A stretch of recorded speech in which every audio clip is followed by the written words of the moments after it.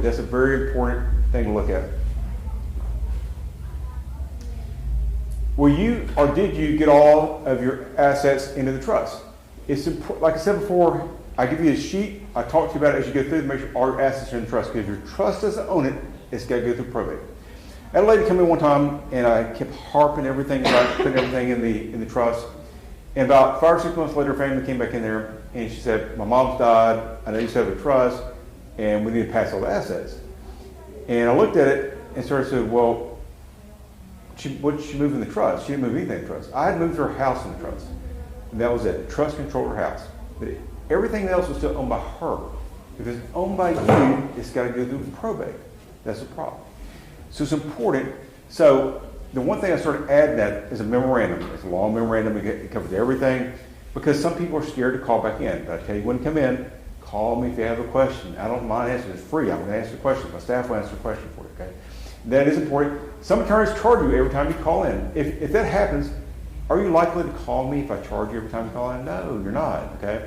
So I'm not doing that. Okay. If there's work I have to do, fine. But if you just ask me a question, it's no problem. What about later acquired assets? If you buy a car, buy a house, whatever, you got to put it in your trust. That's why I have that simple sheet that is going to tell the car company, tell the financing company, whoever it is, how to put it into the name of the trust, because it's important for the trust owner. Did you refinance any real estate? Something else. If you refinance, a lot of times they change the way things are set up, and it may be owned by you again, and therefore you need to make sure it is in your trust. That's another reason why I call you back every 3 years. I'm going to look at it and make sure nothing happened like that. If something happens, we need to change the ownership to owned by your trust again to make sure everything remains owned by your trust. It's very important for that to happen. Once again, internet, do yourself, bargain attorneys, they don't do that kind of stuff. So, all right. Like I said, $13.99 million is an exception. And Florida doesn't have inheritance tax either. So if the federal government doesn't charge inheritance tax, there's no inheritance tax at all. Now, if once it goes over $13.99 million, they charge a state portion, the federal government does, and so Florida takes it because it's going to go somewhere. But that's the only way you charge inheritance tax in Florida if your assets are more than $13.99 million today. I'm not sure when it changed. I offer free classes to change again, bring everyone back in and say we need to look at doing this. But that's the thing. What will the exemption size be whenever you're deceased? We don't know what it's going to be. If you're married, in most cases, the old time they had an old A and B trust. It sets up 2 trusts. And today it's all kinds of problems. I don't do that anymore. If you ever hear anyone talk about A and B trust, I'll just shy away from that. Because you're going to definitely set up 2 trusts, and it costs you twice as much. And there's no real advantage to doing that in most situations. Unless you have more than $13.99 million, and there's better things than A and B trust now. If you have a large estate, there are things I can do for you. Set it up.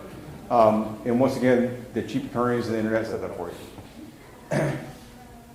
Property, protect your loved ones, okay? We're on one and third parties in the government. The government and third parties are going to come after money big time whenever you're deceased, and so you want to protect it, and the trust is going to do that better as well. Outright distribution, okay. If you give everything to a person as well, that's a problem, because a lot of times they're going to go spend the money, especially a young person. You want to have it set up different distribution techniques for different people. You can do that with a trust. You cannot do that with a will or something like that. Either they're too young, they're elderly, or disabled. They may be going to a nurse home, and it's not set up correctly, and then all of a sudden the nurse home is going to suck up all the money because it has to be spent first before they can get into the government financing. Medicaid is what it's called. Not good for handling money. The person's not good at handling money. They're going to blow their money, something like that. Receiving needs-based government benefits like Medicaid, if that's the case, they're going to want them to spend that money first. What if their situation changes after you're gone? The big thing is that's why I create a flexible trust. And so that different things happen, it will kick in effect. That's something that most attorneys here do not provide as a flexible trust. I'm the only one that I've seen in this local area that does it. And I had to drive and study with different attorneys. I flew and study with different attorneys to figure out how to do it and make sure it's done correctly. So that's what I've done in place now. Or your family have to go to court. That's a big thing what normally has to happen, okay? Outright distributions. Beneficiary may not be capable of handling money. Beneficiary spouse, typically, I want you to spend money, do whatever else. The commingling that becomes a family asset, a big problem with divorce stuff. Bad luck, creditors, lawsuits, government forcing inheritance to be spent. One big thing is like, if you're looking for an IRA, you know you asked before, but if you have an IRA or any kind of account like that, the government is going to tax you at the maximum amount if you withdraw it. And you're going to have to withdraw it if you inherit it, but there's ways to get around that as well. And so that's something I'll go into my class a little bit more about. Okay. I know we're going to run out of time pretty soon, but I'm trying to get as much as I can. There's a better way to personal assets. Beneficiary can manage, control, and have access to your assets, okay, if you set up correctly. One other thing, who owns assets though? The trust. That's the key thing with what I set up, is the trust still owns the assets, so it's not your assets. So if you have to go to a nursing home, you're protected because you don't have the money. They can't, you have to spend all your money. So the government's going to kick in and start paying for a nursing home. Okay? My granddad spent 150 grand worth of his money, more than 150 grand, because he had to go to a nursing home and nothing was set up. The government didn't pay any of it because you got the money, you pay for it. Okay? So it able a lot of his estate right there. So you have greater asset protection with the system. Okay? Personal asset trust, standard equipment, like I said before, because people have to get nursing home typically.